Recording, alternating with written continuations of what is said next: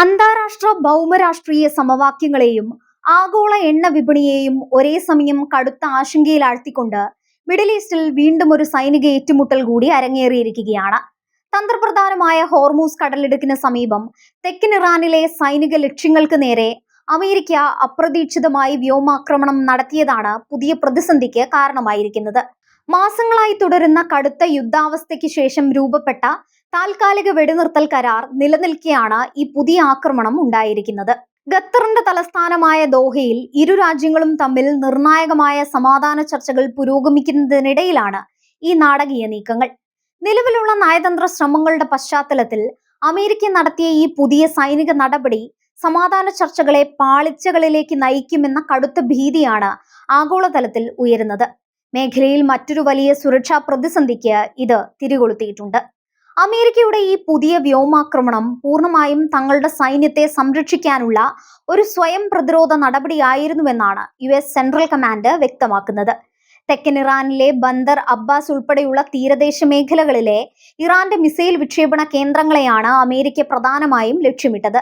അതോടൊപ്പം കടലിൽ മൈനുകൾ നിക്ഷേപിക്കാൻ ഉപയോഗിക്കുന്നത് സംശയിക്കുന്ന ഇറാന്റെ കപ്പലുകൾക്ക് നേരെയും ശക്തമായ ആക്രമണമുണ്ടായി. എന്നാൽ അമേരിക്കയുടെ ഈ സൈനിക നടപടിയെ കടുത്ത ഭാഷയിലാണ് ടെഹ്റാൻ അപലപിച്ചിരിക്കുന്നത്. ദോഹയിൽ ഇരുഭാഗത്തിന്റെയും പ്രതിനിധികൾ തമ്മിൽ സമാധാന കരാറിനായുള്ള ചർച്ചകൾ നടത്തുന്ന വേളയിൽ അമേരിക്ക നടത്തിയ ഈ ബോംബാക്രമണം കടുത്ത ചതിയാണെന്ന് ഇറാൻ ആരോപിക്കുന്നു. നിലവിലുള്ള താൽക്കാലിക വെടിനിർത്തൽ കരാറിന്റെ നഗ്നമായ ലംഘനമാണിതെന്നും അമേരിക്കൻ ഭരണകൂടം ആത്മാർത്ഥതയില്ലാത്ത മോശം സമീപനമാണ് കാണിക്കുന്നതെന്നും ഇറാൻ ഔദ്യോഗികമായി പ്രതികരിച്ചു. ഈ ആക്രമണത്തിൽ ഇറാന്റെ റവല്യൂഷണറി ഗാർഡ്സിലെ 4 സൈനികർ കൊല്ലപ്പെട്ടതായി പ്രാദേശിക മാധ്യമങ്ങൾ റിപ്പോർട്ട് ചെയ്യുന്നുണ്ട്. അമേരിക്കൻ വിമാനങ്ങൾ ബോംബുകൾ വർഷിച്ചതോടെ ബന്ദർ അബ്ബാസ് നഗരത്തിലും പരിസര പ്രദേശങ്ങളിലും വലിയ സ്ഫോടന ശബ്ദങ്ങളാണ് കേട്ടത്. എന്നിരുന്നാലും സ്ഥിതിഗതികൾ നിലവിൽ തങ്ങളുടെ പൂർണ്ണ നിയന്ത്രണത്തിലാണെന്നും ജനങ്ങൾ പരിഭ്രാന്തരാകേണ്ടതില്ലെന്നും ഇറാന്റെ ഔദ്യോഗിക വാർത്താ ഏജൻസികൾ വ്യക്തമാക്കുന്നു. തന്ത്രപ്രധാനമായ ഹോർമൂസ് കടലിടുക്കിന്റെ നിയന്ത്രണത്തെ ചൊല്ലിയാണ് ഇരു രാജ്യങ്ങളും തമ്മിൽ പ്രധാനമായും തർക്കം നിലനിൽക്കുന്നത്. ആഗോളതലത്തിൽ വിതരണം ചെയ്യപ്പെടുന്ന ക്രൂഡ് ഓയിലിന്റെയും ദ്രവീകൃത പ്രകൃതിവാതകത്തിന്റെയും 1/5 കടന്നുപോകുന്നത് ഈ ഇടുങ്ങിയ ജലപാതയിലൂടെയാണ്. അതുകൊണ്ട് തന്നെ ഈ മേഖലയിൽ ഉണ്ടാകുന്ന നേരിയ അസ്ഥിരത പോലും അന്താരാഷ്ട്ര വിപണിയിൽ വലിയ വിലക്കയറ്റത്തിന് കാരണമാകും. ഇറാൻ ഈ കടലിടുക്കിൽ ഏർപ്പെടുത്തിയിരിക്കുന്ന ഭാഗികമായ ഉപരോധം ആഗോള ഊർജ വിപണിയെ നേരത്തെ തന്നെ വലിയ പ്രതിസന്ധിയിലാക്കിയിരുന്നു.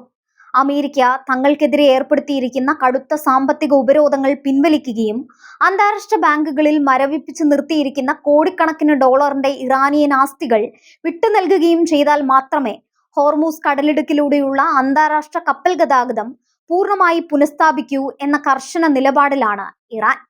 അമേരിക്കൻ പ്രസിഡന്റ് ഡൊണാൾഡ് ട്രംപ് ഈ വിഷയത്തിൽ വലിയ രാഷ്ട്രീയ സമ്മർദ്ദമാണ് ആഭ്യന്തരമായി നേരിടുന്നത്.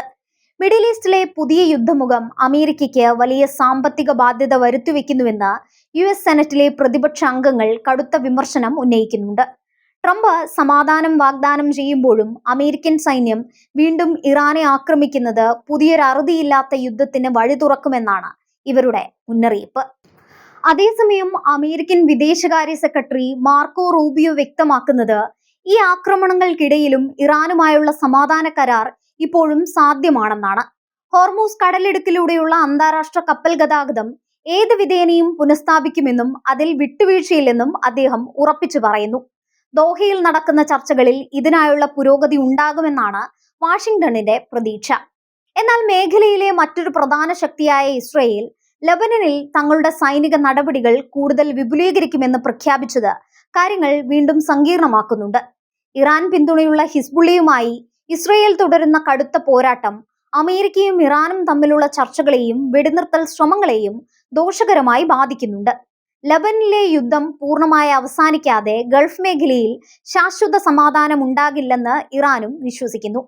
ഇറാന്റെ നാവികസേനാ വിഭാഗത്തിന്റെ രാഷ്ട്രീയകാര്യ മേധാവികൾ വ്യക്തമാക്കുന്നത് അമേരിക്കയുമായി വീണ്ടും ഒരു സമ്പൂർണ്ണ യുദ്ധത്തിലേക്ക് പോകാനുള്ള സാധ്യത നിലവിൽ കുറവാണെന്നാണ്. അമേരിക്ക തങ്ങളെ നേരിട്ട് ആക്രമിക്കാൻ ഭയപ്പെടുന്നുണ്ടെന്നും എന്നാൽ തങ്ങളുടെ അതിർത്തി ലംഘിക്കാൻ ശ്രമിക്കുന്ന ഏതൊരു അധിനിവേശ ശക്തിക്കും നേരെ കടുത്ത തിരിച്ചടി നൽകാൻ ഇറാന്റെ സൈന്യത്തിന്റെ ആയുധപ്പുരകൾ സജ്ജമാണെന്നും അവർ മുന്നറിയിപ്പ് നൽകുന്നുണ്ട്. തങ്ങളുടെ നീണ്ട തീരപ്രദേശം ശത്രുക്കളുടെ ശ്മശാനമാകുമെന്നാണ് ഇറാന്റെ ഭീഷണി. നിലവിലെ സംഘർഷങ്ങളുടെ പശ്ചാത്തലത്തിൽ ആഗോള എണ്ണവിലയിൽ വലിയ വ്യതിയാനങ്ങളാണ് ഉണ്ടാകുന്നത്. അമേരിക്കൻ ആക്രമണത്തിന് പിന്നാലെ അന്താരാഷ്ട്ര വിപണിയിൽ എണ്ണവില 4% ഉയർന്നെങ്കിലും ദോഹയിൽ ചർച്ചകൾ തുടരുന്നുവെന്ന വാർത്തകൾ പുറത്തു വന്നതോടെ വിലയിൽ നേരിയ കുറവുണ്ടായിട്ടുണ്ട്. ബ്ലെൻഡ് ക്രൂഡ് ഓയിൽ വില നിലവിൽ ബാരലിന് $98 മുകളിലാണ് വ്യാപാരം തുടരുന്നത്. ചൈനയും പാകിസ്ഥാനും ഉൾപ്പെടെയുള്ള ഏഷ്യൻ രാജ്യങ്ങൾ ഈ വിഷയത്തിൽ മധ്യസ്ഥത വഹിക്കാൻ സജീവമായി രംഗത്തുണ്ട്. അമേരിക്കയും ഇറാനും തമ്മിലുള്ള ഈ നേരിട്ടുള്ള സൈനിക ഏറ്റുമുട്ടൽ എത്രയും വേഗം അവസാനിപ്പിക്കണമെന്നും നയതന്ത്ര ചർച്ചകളിലൂടെ മാത്രമേ ഇതിന് പരിഹാരം കാണാൻ സാധിക്കൂവെന്നും ചൈനീസ് വിദേശകാര്യമന്ത്രി വ്യക്തമാക്കുന്നു. പാകിസ്ഥാന്റെ ഭാഗത്തു നിന്നുള്ള സമാധാന ശ്രമങ്ങളെ ചൈന പൂർണ്ണമായി പിന്തുണയ്ക്കുന്നുമുണ്ട്.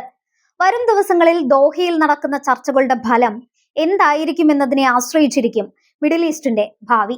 അമേരിക്കയുടെ ഭാഗത്തു നിന്നുണ്ടാകുന്ന ഈ പുതിയ വ്യോമാക്രമണത്തിന് ഇറാൻ സൈനികമായി പ്രതികരിക്കാൻ മുതിർന്നാൽ അത് മേഖലയെ വീണ്ടും ഒരു വലിയ ആഗോള യുദ്ധത്തിലേക്ക് നയിച്ചേക്കാം.